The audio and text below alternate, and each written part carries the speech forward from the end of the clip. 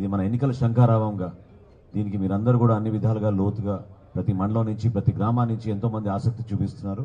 వాళ్ళకి తగిన ఏర్పాట్లు అన్నీ కూడా చాలా భారీ స్థాయిలో మన పెద్దలు తెలుగుదేశం పార్టీ నుంచి అచ్చెన్నాయుడు గారు కూడా ప్రతిరోజు పర్యవేక్షిస్తూ ఆయన కూడా ఫాలోఅప్ చేస్తున్నారు. సో ఆయన మాట్లాడే మాటల్లో మీరు కూడా అర్థం చేసుకుని ఇమీడియట్గా ఇది కార్యాచరణ జరగాల్సిన అవసరం ఉంది. కాబట్టి ఇప్పుడు పెద్దలు అచ్చెన్నాయుడు గారు మాట్లాడుకోవచ్చు.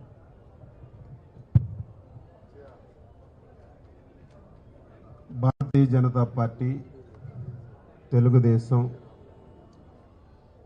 జనసేన హృదయపూర్వకంగా నమస్కారాలు తెలియజేస్తున్నాను. చాలామంది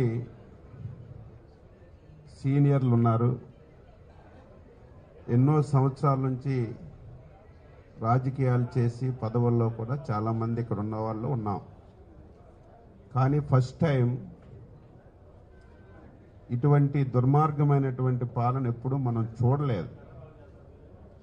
ఒక రాజకీయ పార్టీ అంటే అధికారంలో ఉంటే అధికారాన్ని ఉపయోగించి ప్రజలకు సేవ చేయడం, ప్రతిపక్షంలో ఉంటే ప్రజల పక్షాన పోరాటం చేసి సమస్యలు పరిష్కరించడం అనేది 75 సంవత్సరాల స్వాతంత్ర భారతదేశంలో మనందరం చూసాం.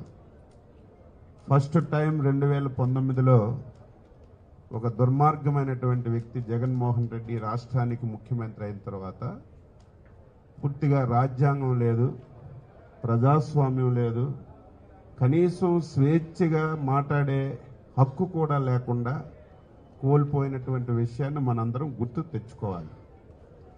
ఒకే అభివృద్ధి జరగకపోయినా, సంక్షేమం అందకపోయినా, ఈరోజు కాకపోతే రేపైనా చేసుకోవడానికి అవకాశాలు ఉంటాయి. కానీ పూర్తిగా ఆంధ్ర రాష్ట్రాన్ని సర్వనాశనం చేసి అన్ని వర్గాలకి తీవ్రమైనటువంటి ఇబ్బందులు కలిగించిన విషయం కూడా మనం గుర్తుపెట్టుకొని ఒక మంచి కాజ్ గురించి, అధికారం గురించి ఇంతకుముందు మనం పొత్తులు పెట్టుకోవడం చూసాం.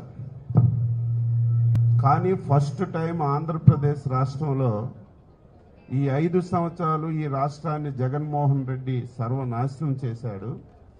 మళ్ళీ ఆంధ్రప్రదేశ్ రాష్ట్రాన్ని పునర్నిర్మించుకోవాలంటే ఏకైక మార్గం అందరం కలిసి పనిచేయాలి, అందరం కలిసి ఒక నిర్ణయం తీసుకోవాలనే ఉద్దేశంతోనే అటు తెలుగుదేశం, జనసేన, బీజేపీ పొత్తు పెట్టుకున్న విషయాన్ని ప్రతి ఒక్కరూ గుర్తుపెట్టుకోవాలి. పొత్తులు పెట్టుకున్న తర్వాత ఇబ్బందులు కూడా ఉంటాయి. కొంతమంది పోటీ చేయడానికి ఎదురు చూస్తారు, రాకపోవచ్చు. ఏది ఏమైనా సరే ఈ